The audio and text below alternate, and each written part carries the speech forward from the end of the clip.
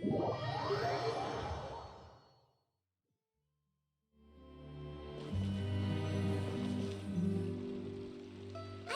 you're already here! Good morning. Xavier said yesterday afternoon went well. Yeah, and how about you, Ayaka? What were you up to yesterday? After we split up, Ayato went to see Udex Nervillette at the Palais Mermonia. I was originally thinking of going with him, but he said he could manage it himself. He told me to go see the sights around Fontaine and to enjoy the local culture. So I rode the aquabus with Yoimiya and visited the Opera House on Aranias Island. Yeah, you wouldn't believe what we saw there! 2 mechanical puppets that were dancing together! You've already seen them, right? Yeah, those two! Amazing, aren't they? We sat and watched for quite a while. It was mesmerizing, like we could keep watching them forever. Oh, it was the same for us the first time we saw them, too! Afterwards, we went swimming at the beach! Well, diving, to be exact. It was the first time I ever breathed underwater! I held Ayaka's hand and we counted down together. 3, 2, 1, and then splash! We were beneath the waves.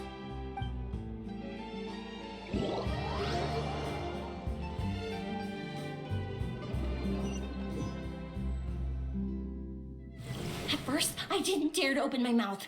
But once I couldn't hold my breath any longer, I decided to take a big breath in.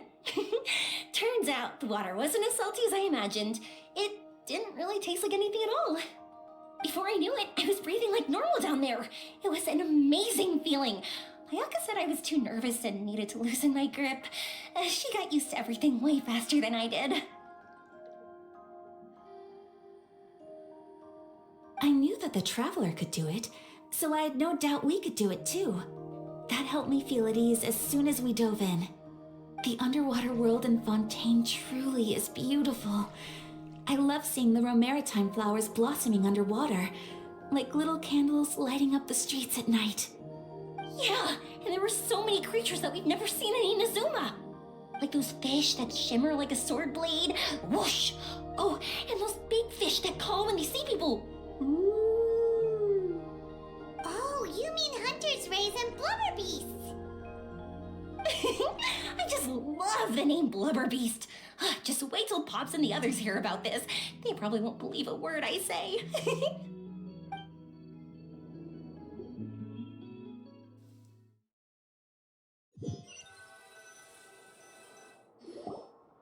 Yoimiya was down there for quite a while. It was dark before we finally rode the aquabus back to the city. I figured she'd want to sleep in today. Yeah, even I was worried I wouldn't be able to get up. I still felt like I was drifting in the waves when I went to sleep last night. But as soon as I woke up today, I remembered that we'd all be shooting a film together and I was ready to go.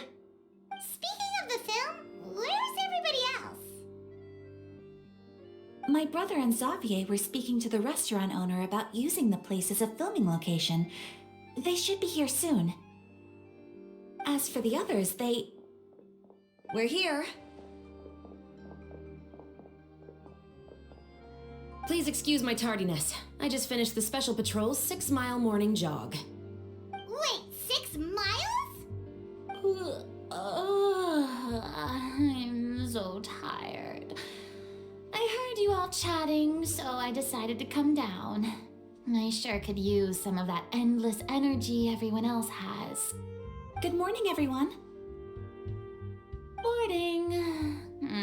Can someone fetch me a cup of coffee? More milk, hold the sugar.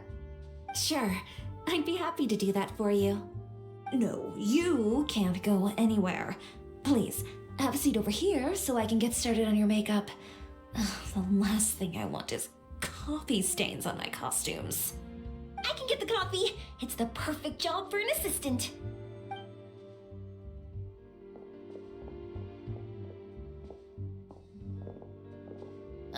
So much energy.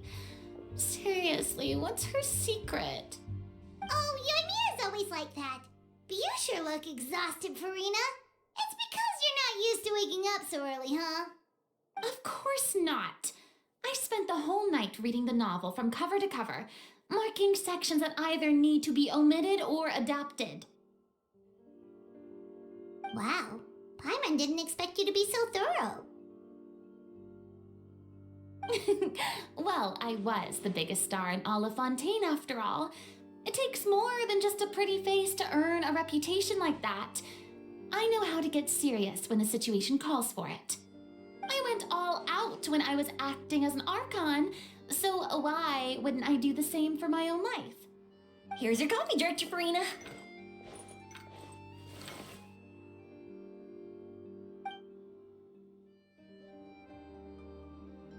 Oh, thank you. The sound of being called director and the aroma of coffee feels almost as refreshing as hearing the birds chirping in the morning. Ah, it seems everyone has managed to arrive on time. We've reached an agreement with the restaurant owner. We are free to use the second floor to shoot our film. Really? That's great! He is really looking forward to our film and hopes that providing his restaurant as a filming location will attract more customers. Well then, Mr. Xavier, I'll leave the rest to you. Okay, thanks. First, I'd like to introduce our new members. This is our prop manager, Veronique. She'll be in charge of all the film's props and items. And this is Bonneau, our lighting technician. He'll be in charge of lighting and illumination to set up each scene's atmosphere. Wow, sure feels like we have some real professionals joining the crew now. First of all, please allow me to first express my sincerest gratitude to everyone in the crew. When my investor informed me yesterday that he wouldn't be able to provide the funds, I really thought that this was the nail in the coffin for this film. I had no idea that I'd find so many people willing to help me on such short notice. Thank you. Thank you all from the bottom of my heart. No need to be so cordial, Mr. Xavier. We're all honored to be a part of this. Your works made a profound impression on me when I saw them back in Inazuma. I am sure that someday, this film will be remembered as a prime example of cultural exchange between Fontaine and Inazuma. Yes, the story is the reason I agreed to join. I can't bear to even imagine what this film would look like without the very best director. Anyway, I would like to make a promise to everyone that as the producer of this film, I'll do whatever I can to ensure that everything goes as smoothly as possible. This is not just my film. It also embodies the thoughts and feelings of every person here, as well as the endless effort we are about to pour into it. So, without further ado, the Two Musketeers will officially begin filming now! You may take it from here, Director Farina. All right, listen up, everyone.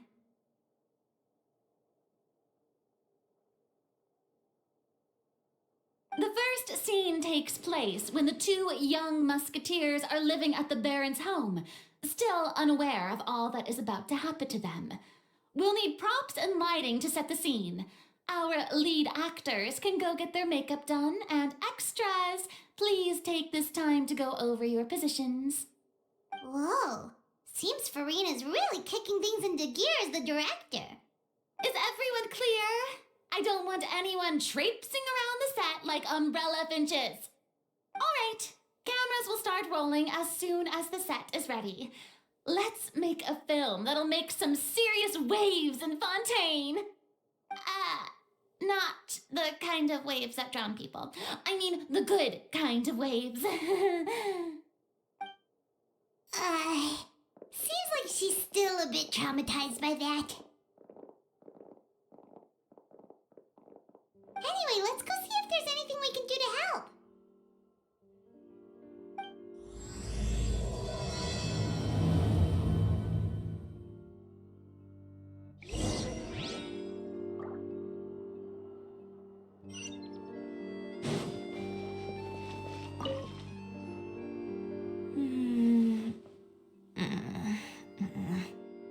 Ayaka has mentioned you to me before. She said that you two were great friends when you were kids. No talking. I'm thinking about how to do your eyeshadow. Ah, yes. To help me really look the part. To achieve a more young and naive look for this scene. Are you saying the wrinkles around my eyes are too deep? You just have too much of a calculating look in your eyes.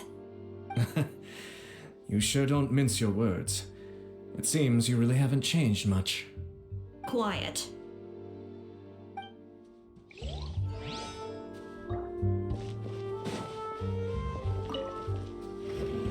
How about here? A little more to the left. You got it. Hey, Yoimiya, do you need a hand? No, I'm fine. You know, doing the lighting is kind of like designing a fireworks show. It's interesting to imagine what kind of atmosphere the lights will create. I heard that the Traveler will be operating the camera and Paimon will be the clapper loader, right? Those roles are just perfect for the two of you. Really? Is that because it'll be easy for Paimon to hold the clapperboard while flying? Well, sure, there's that, but that's not exactly what I meant. I just think that after all your journeys together, you two must have developed a super close bond and just naturally know how to work with each other. If I'm not mistaken, the director will want the cameras rolling as soon as the clapperboard goes clack. Oh, I see. It's amazing to see the magic behind filmmaking. Yoimiya, we need lights over there too. Oh, on it! I've got to get back to work. Chat with you later. Oh, it's exciting to see so many people working together to bring the film to life.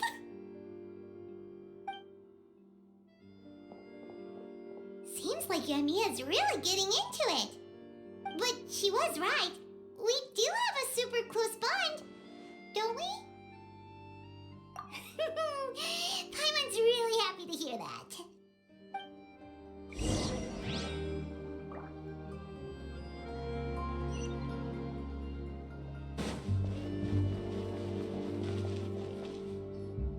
So, this is a real musket?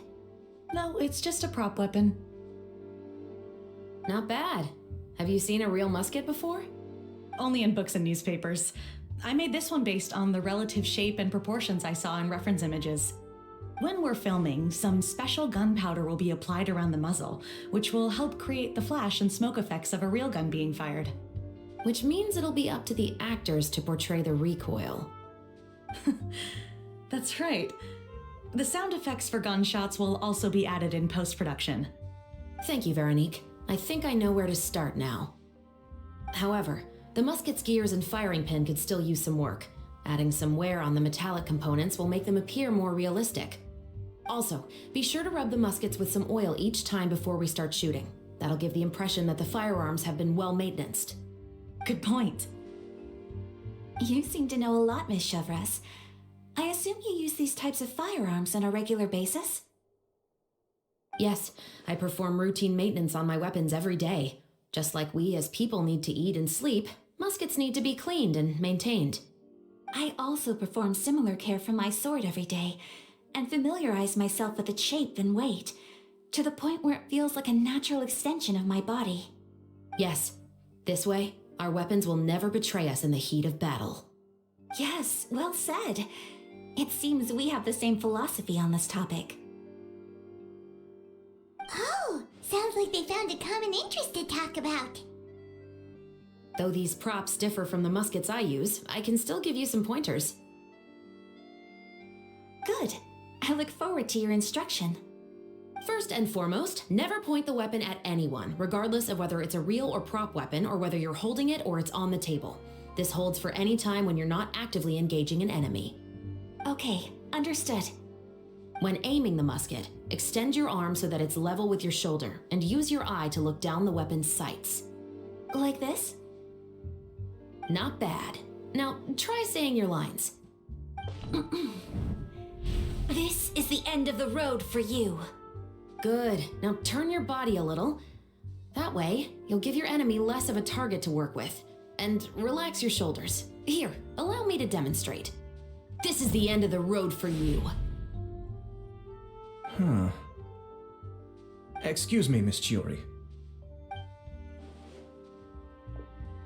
Director Farina, there's something I wish to discuss with you. Oh? What is it? Like this? Yes, much better. What do you think? I do see your point. But are you sure you wish to do this? I believe it would be most fitting. Well, if you insist. All right, I understand. Miss Ayaka, Miss Chevrese, could the two of you please come over here? Huh? What's going on? Are we gonna start filming now? Let's go see. What is it? I have a question for you, Miss Chevrese. Would you be willing to play the role of a musketeer? What? To clarify, I would like to turn over my role to Miss Chevrese. But brother... Don't worry, Ayaka. I actually view this as a good thing. I was becoming troubled trying to set aside some time to speak to the staff at the Palais Mermonia.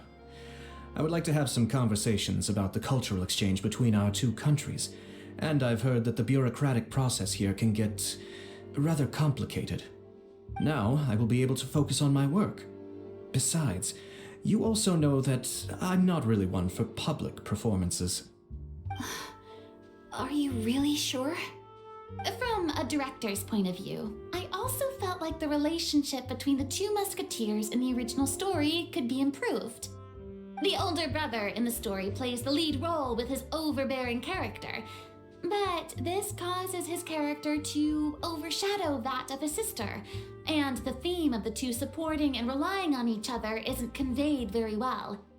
But if we were to change the siblings to two sisters of a similar age, then that aspect of the story might come through more clearly.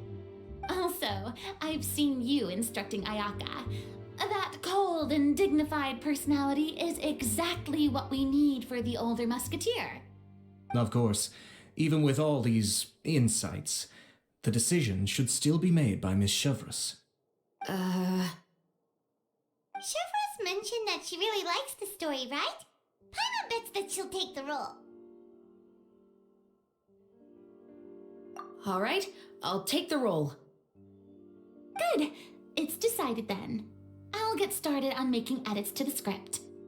We'll also need to make some immediate adjustments to the lighting, props, and costumes.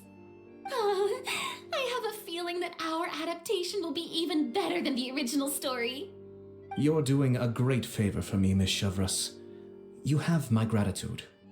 Don't mention it. I like this character, so if anything, I should be the one thanking you. Well, since my brother is the one who brought up the idea, I suppose there's no need to worry. Let's go, Miss Chevrese. I look forward to working with you. Please, just call me Chevrese.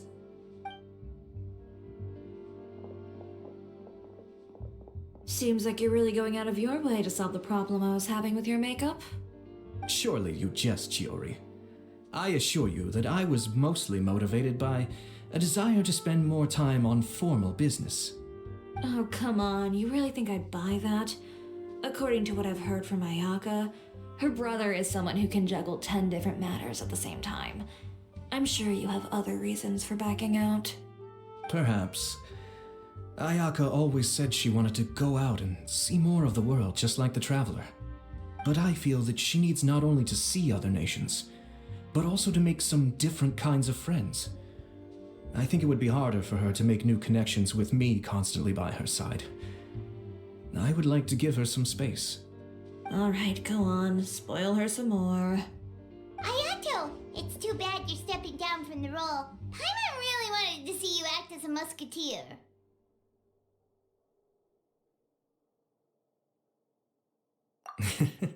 No need to poke fun at me. I'd wager that you also felt that I wasn't the best candidate for the role. It's a little hard for Paimon to imagine you saying those lines.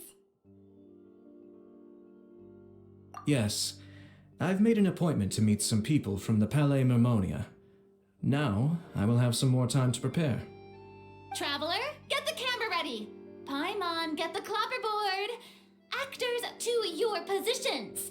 We're about to start shooting the first scene. Go on now. And please take good care of Ayaka. Yep, don't worry. Thank you. I look forward to seeing the film when it's finished. All right, now that we're all here, let me help set the scene for everyone. The first scene takes place when our two main characters are still living at the Baron's estate. They've been ostracized and verbally abused by others in the household, but they still have no idea why. We want to capture how naive and innocent they are despite their pain.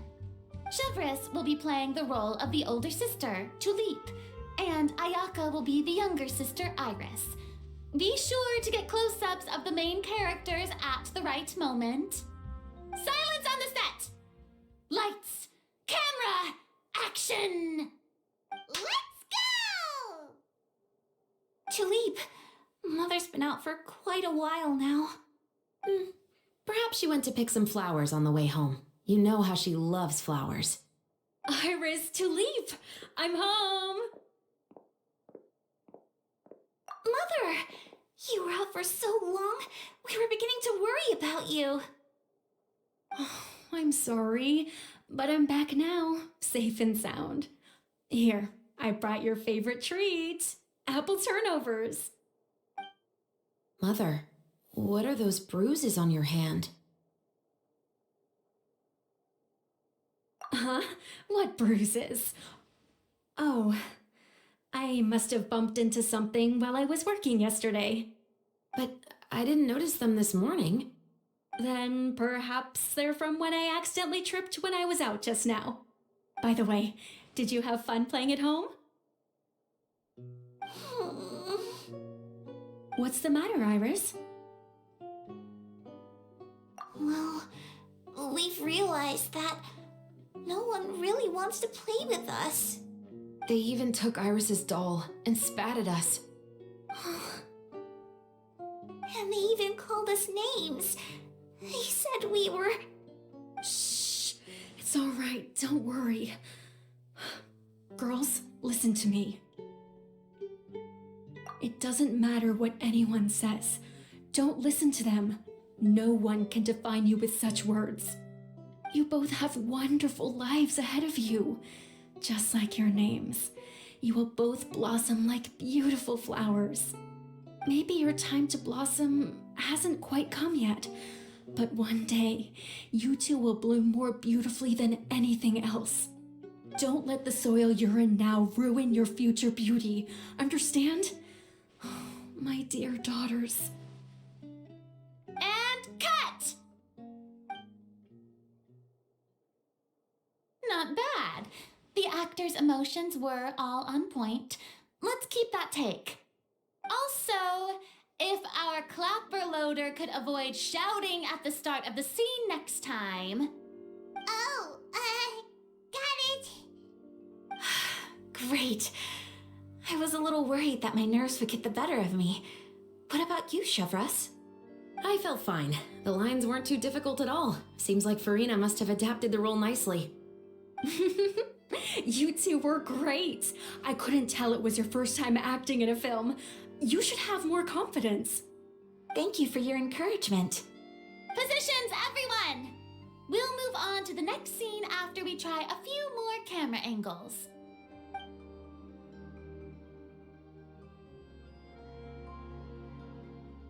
This scene is when our two characters return home, only to discover their mother has been murdered. Ready? Lights! Camera! Action! Mother, we're back. Mother?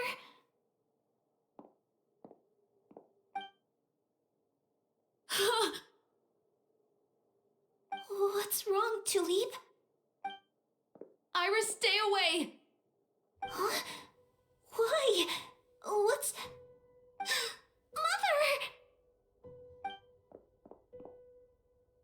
Mother, she's...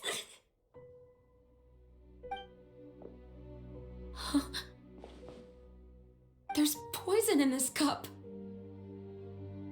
I could have sworn I've seen this kind of cup before. Those aristocrats. They didn't even try to cover up their actions.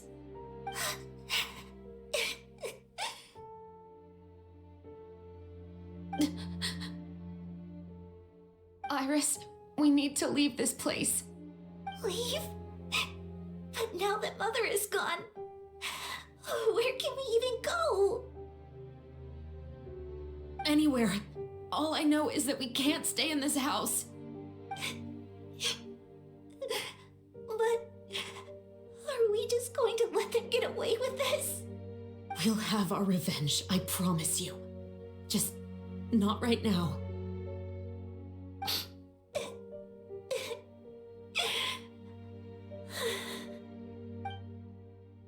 Come on, let's go. No, wait. We can't just leave Mother here like this. At least let me leave this rose with her.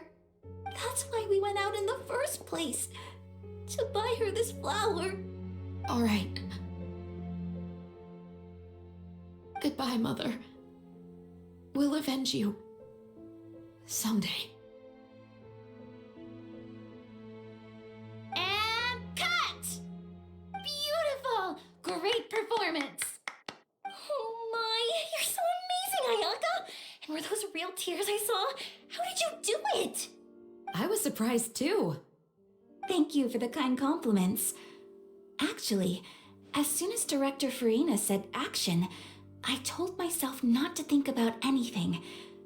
I just felt the weight of the moment and became the character. It's quite similar to practicing the art of the sword. You clear your mind and focus only on what's happening in front of you. Ayaka's performance was amazing. Have I discovered an acting prodigy? Pipe down, everyone! We need to move on to the next scene!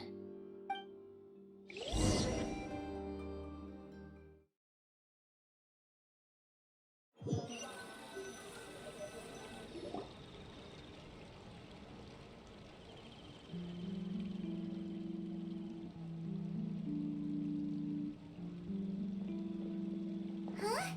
Are we done already? But Paimon wants to keep playing with the clapperboard. How do you feel, Traveler? Is your arm sore from holding the camera all day? Good work, you two. You too, Chevrese. You were quite the actress today. I've read this novel many times before. I have a good grasp of my character's mindset. Anyway, do you remember my request from yesterday? Oh, right! We were having so much fun that Paimon nearly forgot! You have a case where the murders seem really similar to the cases in the novel, right? So, how are they similar exactly? In the story, the main characters grow up to become two musketeers, always using their guns to carry out their revenge. And on each of the victims, they place a rainbow rose as a signal that they've returned.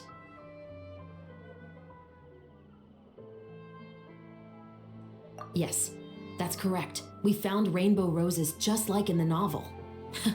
Seems like you're connecting the dots now. Oh, that does sound pretty concerning. Especially after seeing the script today. Oh, now Paimon can't stop wondering what kind of ulterior motive the murderer might have. What do you think, Traveler? You're smart. Paimon wants to hear your thoughts.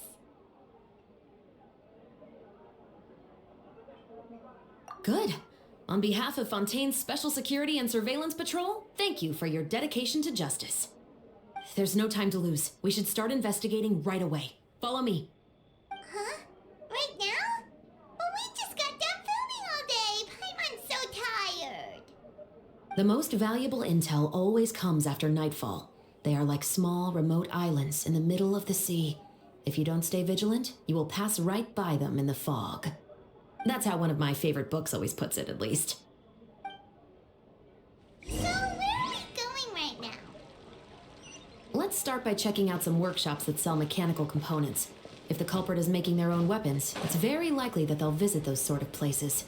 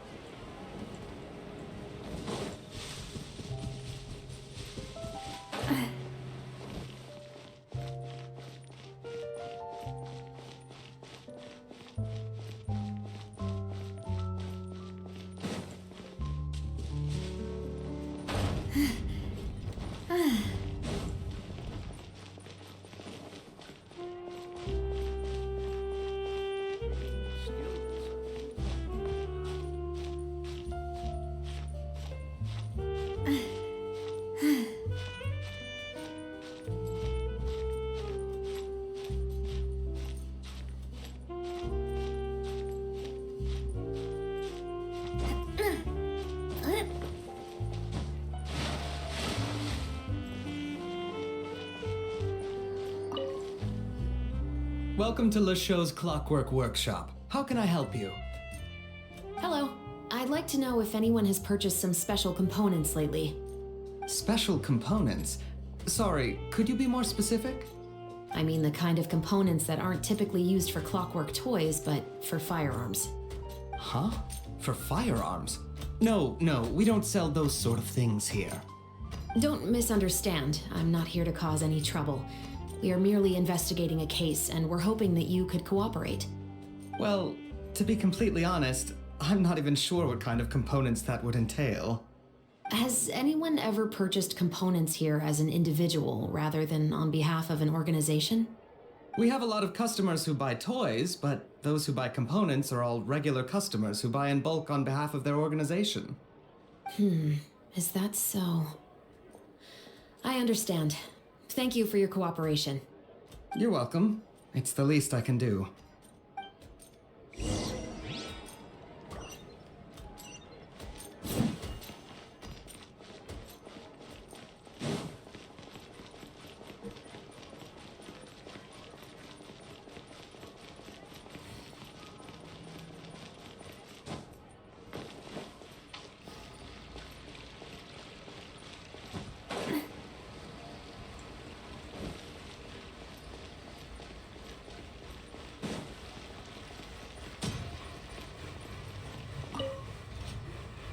Oh, hey, Chevrese. Run out of oil for your musket again? Hello, Estelle. I want to know if anyone has come to your shop recently to order some firearm components. Oh, is this another case? Let me think. I don't think so. Some people have requested that I make some prop guns for the Fontanalia Film Festival, but I refused all of those requests. Oh? Why's that? Because there's no profit! I only make things here that can do some real heavy lifting. I don't have the energy to make some new molds just for the festival. Then has anybody come specifically looking for mechanical components? Well, I usually sell off my scrap to the Fleuve Cendre. I don't typically give them to one specific person. I understand. Thanks for your cooperation. Don't mention it. Always happy to have the Musketeers' patronage. Seems like we haven't found any leads to go off yet. Yeah, unfortunately. All right, let's head to Fleuve Cendre next. Huh? Are you sure? People might not be so thrilled to see the captain of the special patrol there. You think so, huh? Then I guess you don't know. Huh? Know what? That I grew up in Fleuve Cendre.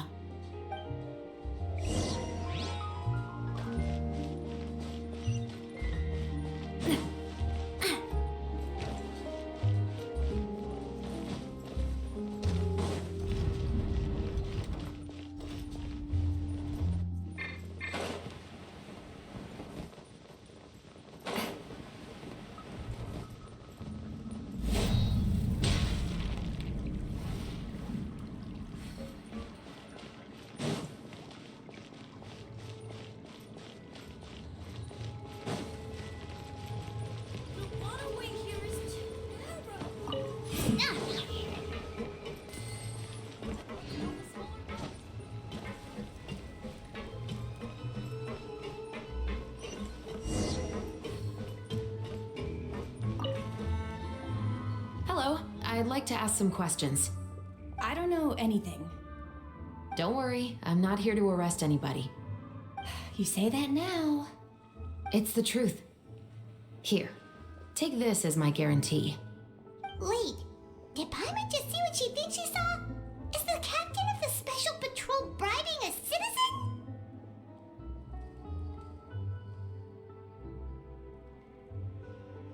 Seems you're different from the other guards. What do you want to know? Have you heard anything related to Muskets and Fleuve Cendre lately? Anything at all? Muskets, huh? All I know is that about 2 weeks ago, we started hearing some loud noises at night. So loud that it's been waking me up. Were they gunshots? Possibly. It's hard to tell around here. Someone's house collapsing, a pipe exploding somewhere, it's all the same. But the noises I'm talking about definitely happened after I fell asleep. Do you know where the noises were coming from? I don't remember clearly.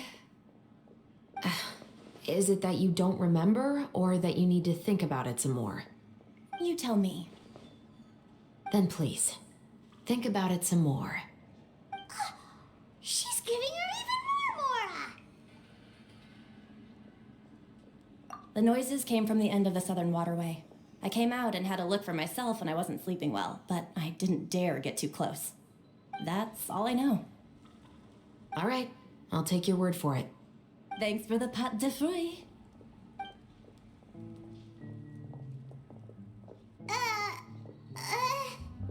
No need to be surprised. I grew up here, remember? I know how to get people around here to talk. Seems you catch on pretty quick. Now then, let's keep going.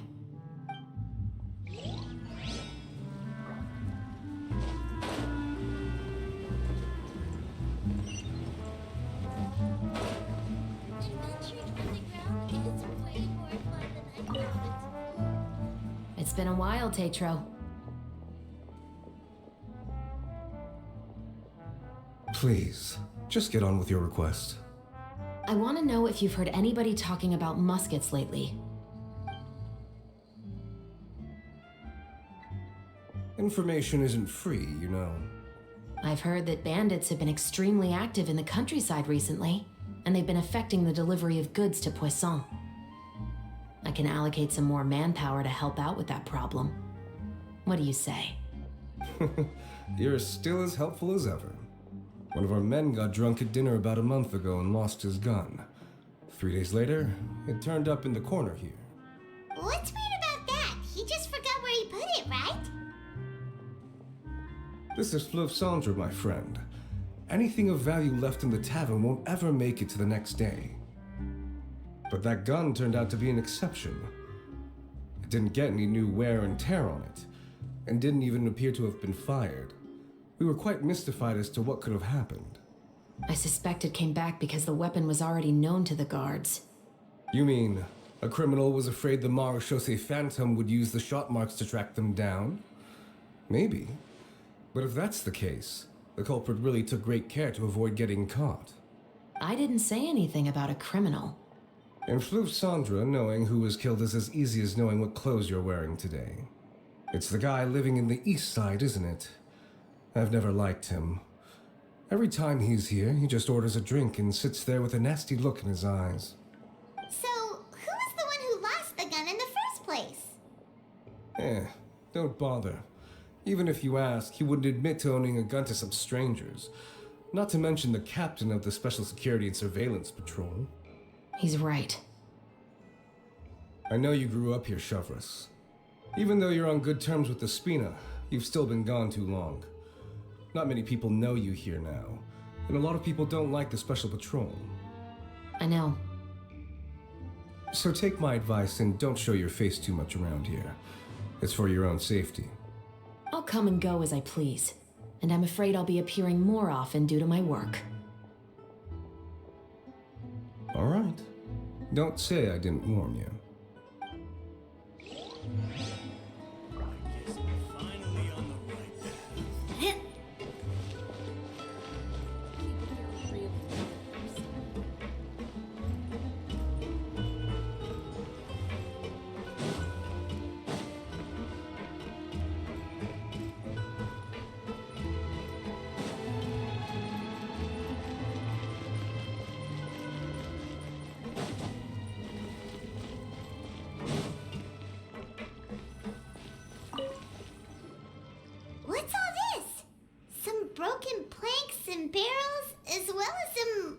liquor bottles?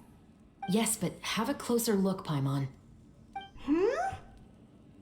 Even though somebody has purposefully tried to clean them up, these are obviously marks from musket bullets. In other words, someone was here trying to improve their shot. They were using the barrels and bottles for target practice. Could it have been the killer? Your guess is as good as mine. Although many people at Fleuve Cendres own guns, few hide the fact from others, and even fewer would go to such lengths to hide markings from practice shots. Anyway, let's go.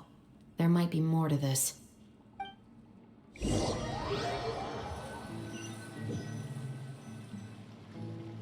Seems like that's all we'll be able to uncover for today.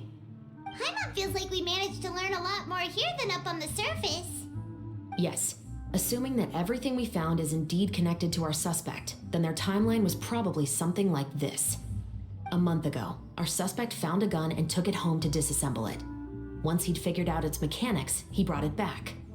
In the following weeks, he used some parts to create his own makeshift musket and took it to the Fleuve Cendres for target practice. Then, a few days ago, he found his target and carried out the murder.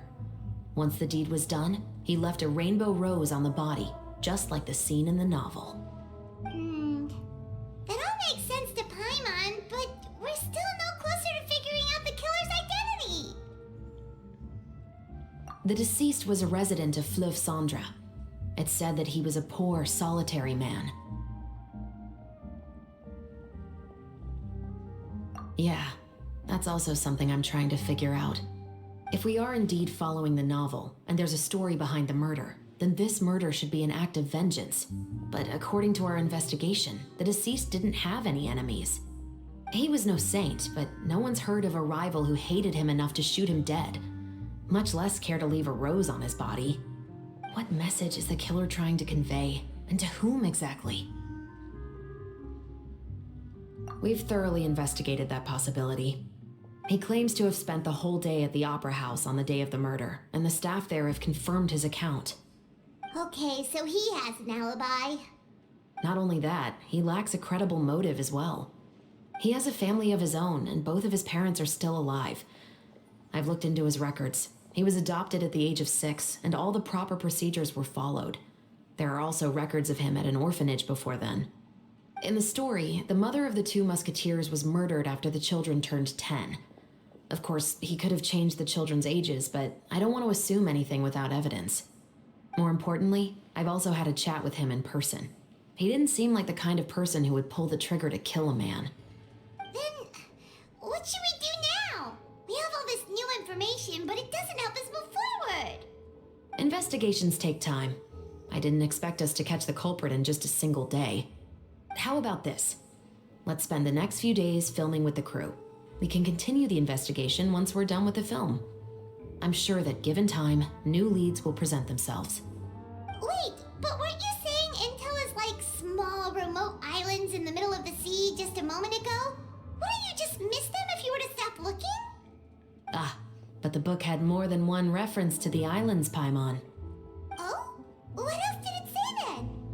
As long as you spend enough time sailing through the fog, you'll eventually come across an island.